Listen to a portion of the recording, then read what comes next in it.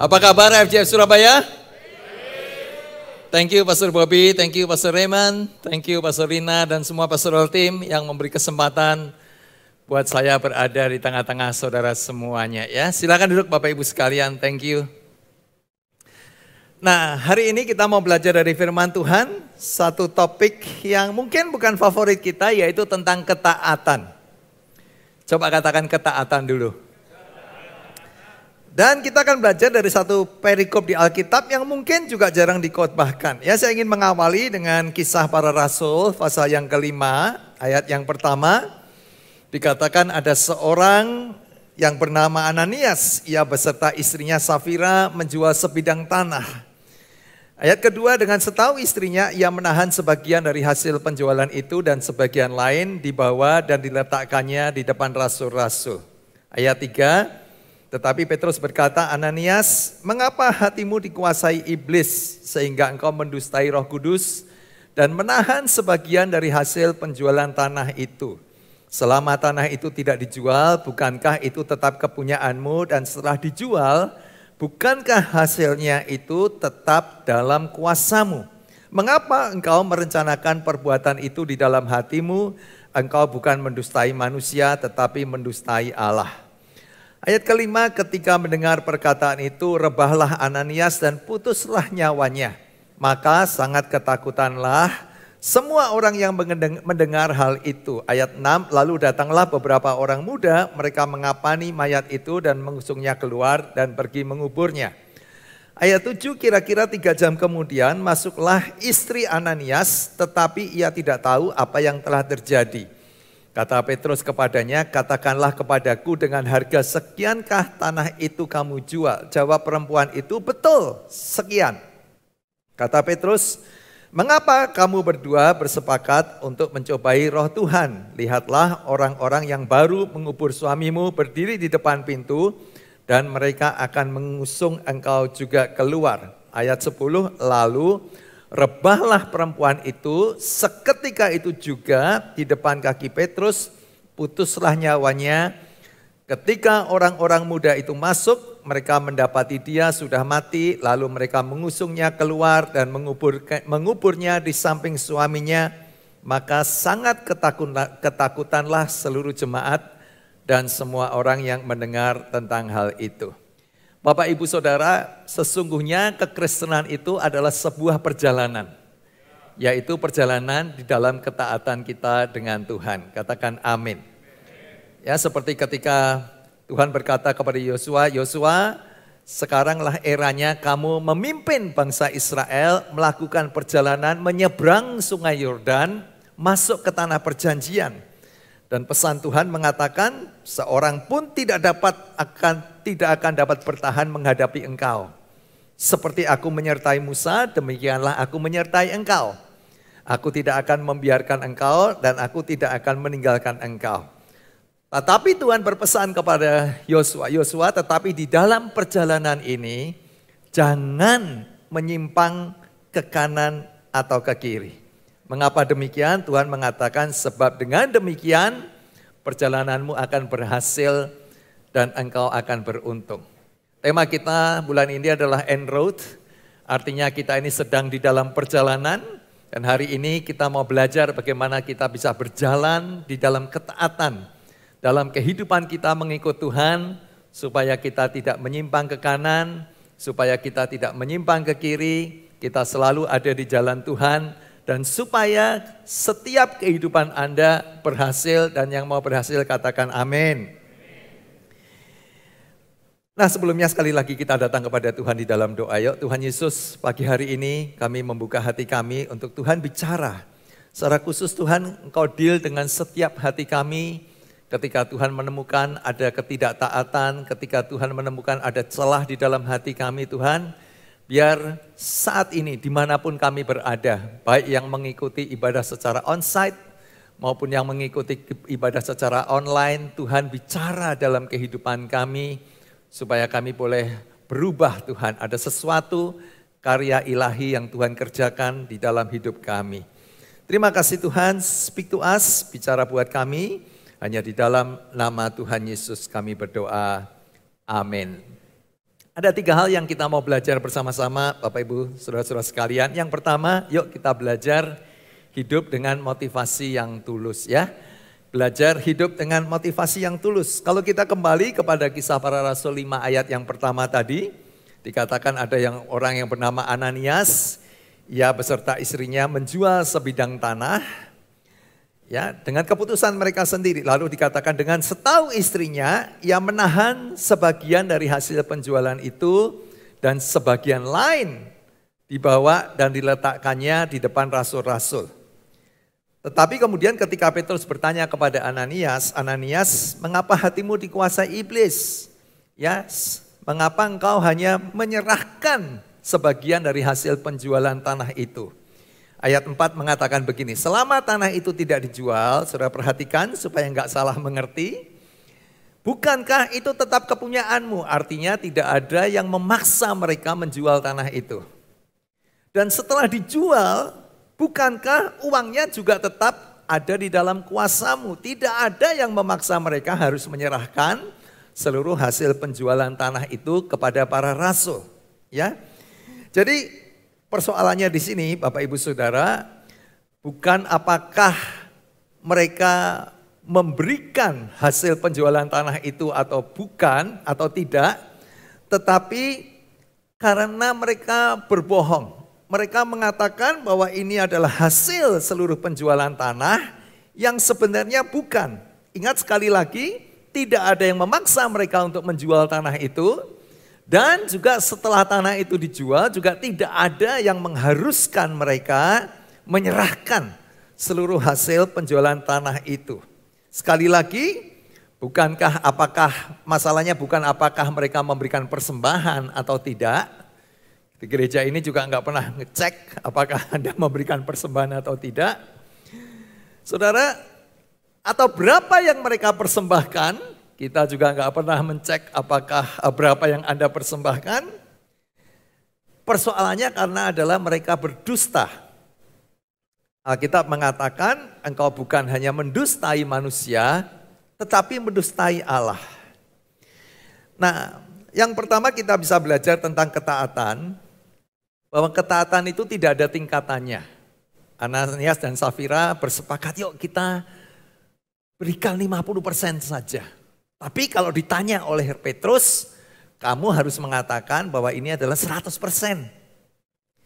Jadi mereka memberikan 50%, yang 50% mereka tahan.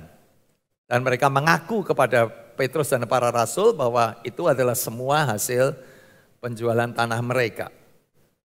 Saya kira AFC Surabaya harus mulai kebaktian kedua, sudah banyak di belakang yang nggak dapat tempat duduk. Sorry, saya salah fokus bentar. Jadi saudara-saudara, kebenaran itu nggak ada tingkatannya. Hanya ada taat atau tidak taat. Nggak ada nih separuh taat, yuk 50% taat seperti yang dilakukan oleh Ananias atau Safira, atau 75% taat, atau 90% taat. Saudara, hanya ada taat atau tidak taat. Amin. Kita lanjutkan lagi dalam ayat ke-7 dikatakan kemudian 3 jam kemudian, kira-kira 3 jam kemudian masuklah istri Ananias yaitu Safira dan Petrus bertanya kembali, memberi kesempatan untuk si istri melakukan yang benar. Ditanya oleh Petrus, katakanlah kepadaku, dengan harga sekiankah tanah itu kamu jual? Nah, karena mereka dulunya tadinya sudah sepakat suami istri, si istri juga mengatakan betul sekian.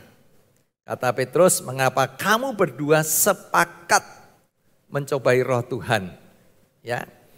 Dan kemudian apa yang terjadi kepada Ananias, terjadi juga kepada istrinya Safira. Seringkali suatu ketidaktaatan itu memaksa kita untuk menutupinya dengan sebuah ketidaktaatan berikutnya. Ini yang kita bisa belajar dari kisah ini, saudara. Dan akhirnya menyandera kita dari kebebasan yang sebenarnya Tuhan berikan kepada kita. Menyandera kita, memenjara kita dari kemerdekaan yang sebenarnya Tuhan berikan kepada kita.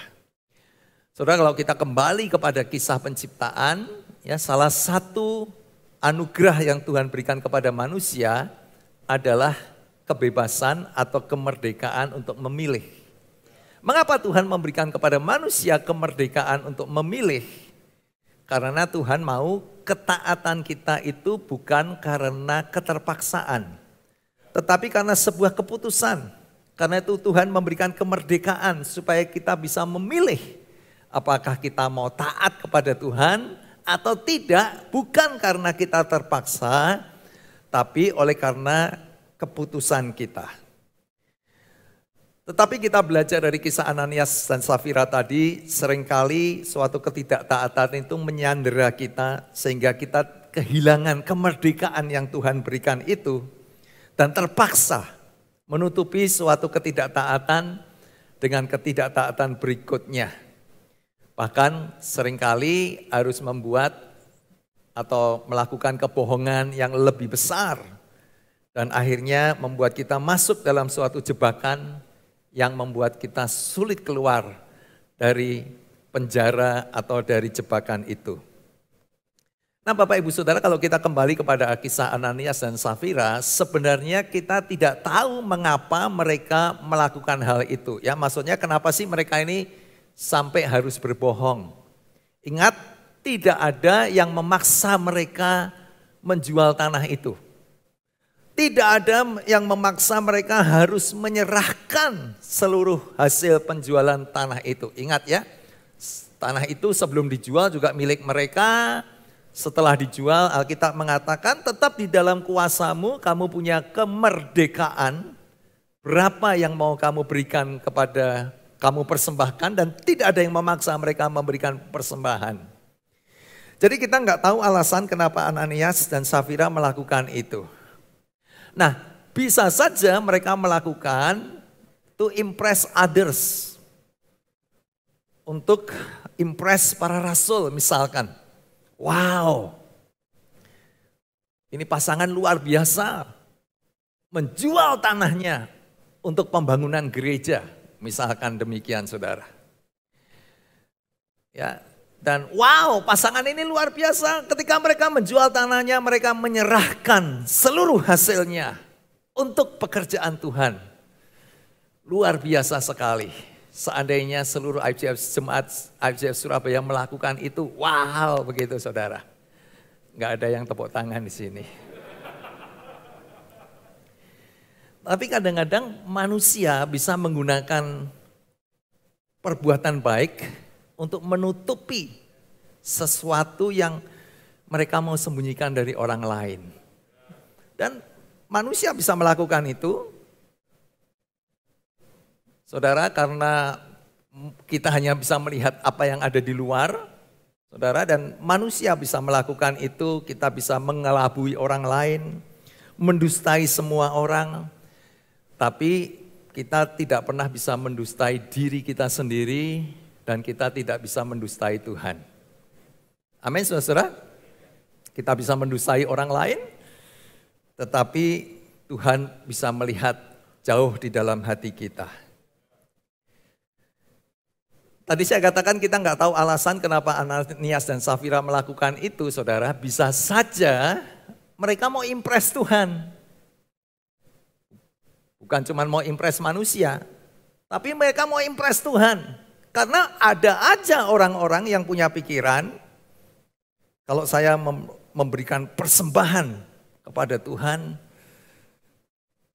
Tuhan akan lebih berkenan kepada saya. Dan Tuhan akan lebih memberkati saya. Apalagi kalau yang punya hitung-hitungan dengan Tuhan, kalau saya memberikan persembahan, Tuhan akan mengganti 100 kali lipat misalkan. Bisa saja orang punya pikiran-pikiran yang demikian. Tapi, kita nggak perlu impress Tuhan. Karena Tuhan itu bisa melihat jauh di dalam hati manusia. Amin, saudara. Yuk kita belajar Jemaat IJF Surabaya melakukan segala sesuatu, baik ketika kita melakukan persembahan atau kita melakukan pelayanan, apapun yang kita lakukan dengan motivasi yang tulus, apa adanya dan bukan ada apanya. Enggak ada udang di balik batu, semua yang kita lakukan karena kita cinta kepada Tuhan. Amin, saudara-saudara. Apapun yang kita lakukan, yuk kita lakukan dengan motivasi yang tulus. Karena cinta kita kepada Tuhan lebih daripada alasan yang lain. Yohanes 14 ayat 15 mengatakan, if you love me, obey me. Kalau kita taat kepada Tuhan cuma satu, karena kita cinta kepada Tuhan. Kita nggak perlu impress Tuhan dengan persembahan kita, pemberian kita, pelayanan kita. Kita nggak perlu menyogok Tuhan untuk Tuhan lebih cinta saudara dan memberkati Anda lebih. Apapun yang kita lakukan hanya karena kita cinta kepada Tuhan. Lebih lagi dalam 1 Samuel 15 ayat 22. Dikatakan dalam ayat ini, obedience is better than sacrifice. Ya, Tuhan itu senang dengan ketaatan kita. Lebih daripada persembahan, seberapa besarnya persembahan yang Anda beri. Kalau kita memberikan persembahan karena ada apanya, bukan karena cinta kita kepada Tuhan, ataupun pelayanan apapun yang kamu lakukan buat Tuhan, tapi bukan karena cinta kita kepada Tuhan, saudara, Tuhan mengatakan obedience is better than sacrifice. Kita nggak bisa tawar-menawar dengan Tuhan dan menukar ketaatan kita dengan persembahan atau pelayanan kita.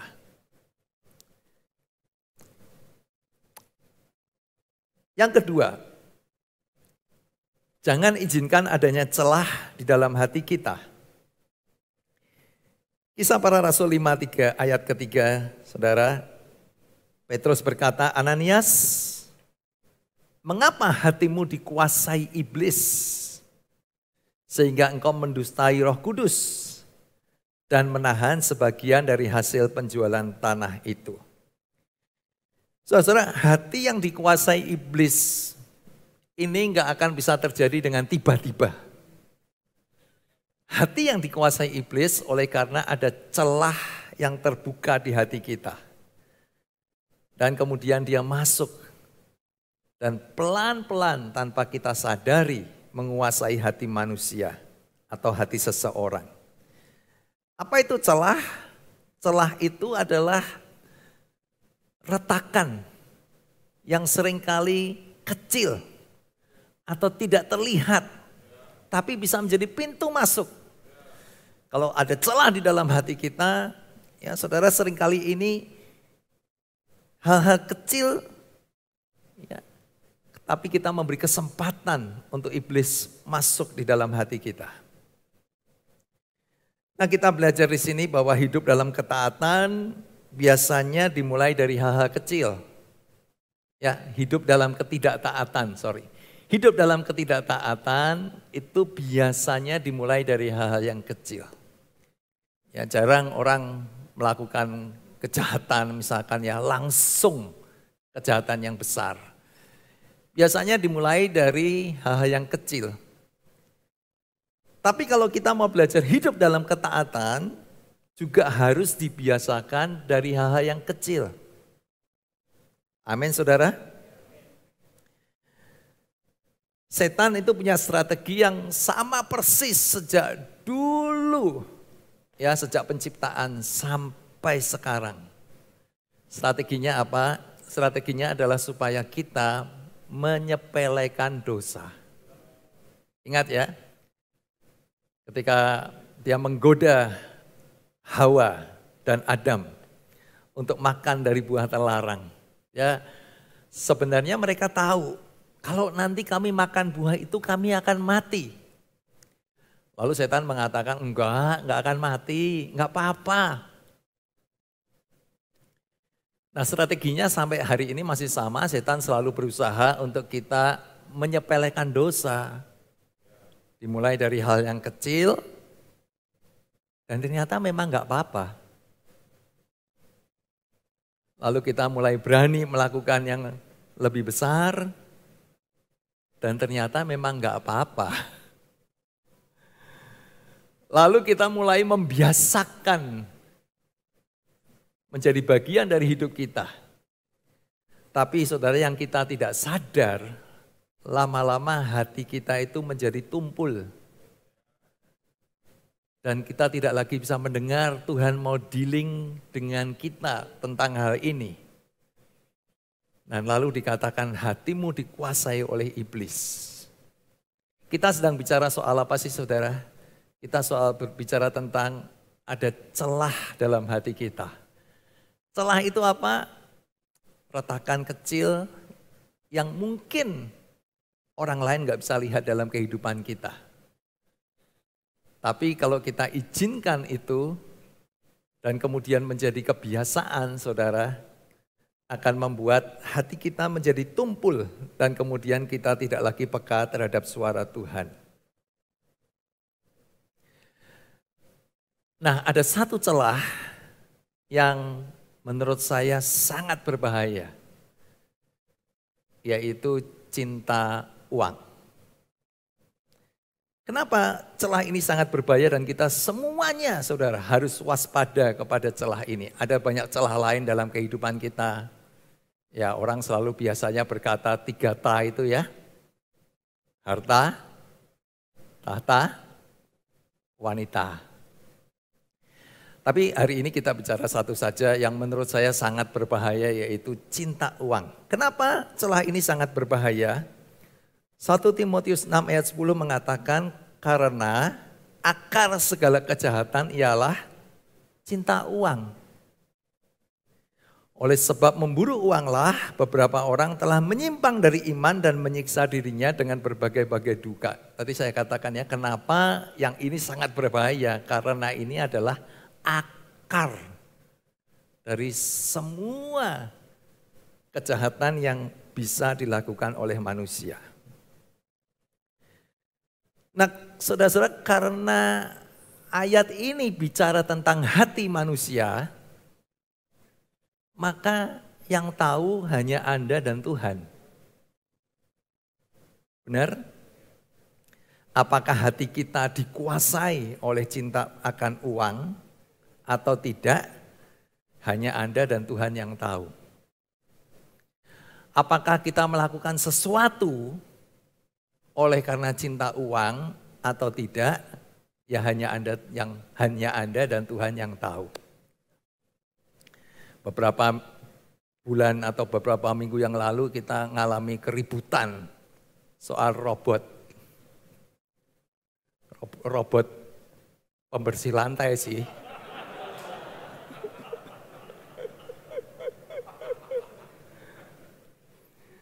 Nah, soal robot, sekarang kita gampang menjudge orang yang terlibat dalam robot. Tapi saya sangat berhati-hati menjudge orang. Kenapa? Karena kita nggak pernah tahu. Yang tahu hanya orang itu dan Tuhan. Jadi ya kita sangat hati-hati menjudge orang, saudara. Ya. Tapi kembali, ya, celah ini adalah satu celah yang sangat berbahaya dalam hidup kita. Ayat yang sama, terjemahan yang lain di Alkitab mengatakan begini, karena cinta akan uang adalah langkah pertama menuju segala jenis dosa.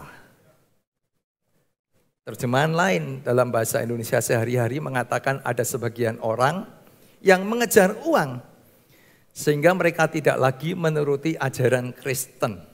Lalu tertimpa banyak penderitaan yang menghancurkan hati mereka. Saya kira ayat ini sudah sangat jelas memberikan warning kepada kita, ya. Sangat betapa bahayanya cinta akan uang ini dan kita harus menjaga hati kita dengan baik supaya jangan ada celah.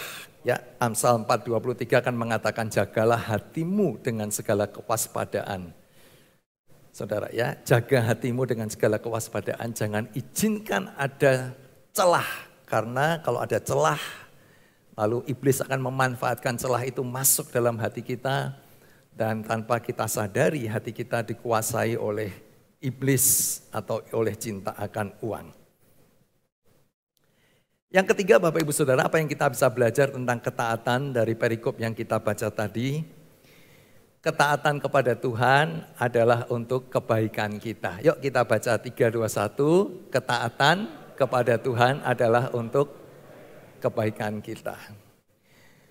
Segala sesuatu ya kalau kita mengerti alasannya atau tujuannya, biasanya akan lebih mudah melakukannya. Benar ya? When you know the why, the how is easy. Kalau kita tahu alasannya, kita tahu tujuannya, biasanya lebih mudah melakukannya. Makanya kita perlu tahu bahwa kalau Tuhan mau kita hidup di dalam ketaatan kepada Tuhan, adalah untuk kebaikan Anda sendiri atau untuk kebaikan kita. Ulangan 28 ayat yang pertama dikatakan, kalau kamu mentaati Tuhan Allahmu dan setia melakukan segala perintah yang saya berikan kepadamu hari ini, maka Ia akan menjadikan kamu bangsa yang paling masyhur di dunia. Ayat 2, taatilah Tuhan Allahmu, maka semua berkat ini akan diberikan kepadamu. Diberkatilah kota-kota dan ladang-ladangmu. Kita sedang bicara soal apa sih saudara? Kita sedang berbicara bahwa ketaatan adalah untuk kebaikan kita. Katakan amin. Jelas kalau di sini kalau Tuhan mau kita taat, bukan karena Dia gila hormat, tapi Tuhan mau kita taat supaya apa saudara? Supaya semua berkat yang Tuhan sudah sediakan di tanah perjanjian itu bisa kita alami dalam kehidupan kita. Jadi ketaatan itu bukan prasyarat untuk kita menerima berkat Tuhan, berkatnya udah disediakan. Ketaatan adalah cara Tuhan supaya berkat yang Tuhan sudah sediakan itu boleh kita alami dalam kehidupan kita. Kalau kita ngerti alasannya, maka biasanya lebih mudah untuk kita melakukannya. Ayat 24, diberkatilah kamu sehingga anak-anakmu banyak, hasil tanahmu berlimpah, dan sapi serta kambing dombamu berjumlah besar. Diberkatilah panen gandummu serta makanan yang kamu buat dari gandum itu. Ayat ke-6, diberkatilah segala usahamu, para pengusaha katakan amin. Ayat 7 dikatakan, jika kamu diserang, Tuhan akan mengalahkan musuhmu, mereka akan melancarkan serangan dengan teratur, tetapi lari dengan berantakan. Tuhan Allahmu akan memberkati usahamu dan mengisi lumbung-lumbungmu dengan gandum. Ia akan memberkati kamu di negeri yang diberikannya kepadamu. Ayat 9, kalau kamu mentaati Tuhan Allahmu dan melakukan segala perintahnya, kamu akan dijadikan umatnya sendiri seperti yang dijanjikannya. Maka semua bangsa di bumi akan melihat bahwa kamu adalah bangsa pilihan Tuhan dan mereka akan menyegani kamu. Ayat 11, kamu akan dianugerahi banyak anak, ternakmu akan banyak, dan hasil tanahmu berlimpah di negeri yang dijanjikan Tuhan kepada nenek moyangmu untuk diberikannya kepadamu. Ayat 12, Tuhan akan menurunkan hujan bagi musimnya dari tempat penyimpanannya yang berlimpah di langit. Ia akan memberkati segala usahamu, sehingga kamu akan memberi pinjaman kepada banyak bangsa, tetapi kamu sendiri tidak meminta pinjaman. Tuhan Allahmu akan menjadikan kamu pemimpin di antara bangsa-bangsa dan bukan pengikut. Perhatikan saudara, kalau kamu setia mentaati semua perintah Tuhan yang saya berikan kepadamu hari ini, kamu akan semakin makmur dan tidak pernah mundur. Apa yang kita bisa belajar? Ketaatan adalah untuk kebaikan kita. Yang percaya katakan amin. Sebenarnya di ayat-ayat ini Tuhan itu sedang menceritakan rancangannya. Apa yang Tuhan sediakan buat kita? Apa yang Tuhan sudah sediakan buat kita? Dan Tuhan mau kita mengalami tanah perjanjian, saudara. Dan dia juga menceritakan kepada kita gimana caranya kita anak-anak Tuhan bisa menikmati tanah perjanjian itu. Yaitu melalui ketaatan. Makanya perintah Tuhan kepada Yosua tadi ya, jangan menyimpang ke kanan, jangan menyimpang ke kiri, supaya kamu masuk ke tanah perjanjian.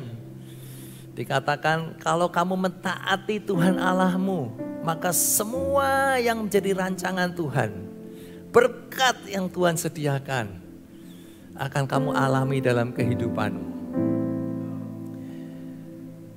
Memang manusia itu hidup dalam darah dan daging. Dan seringkali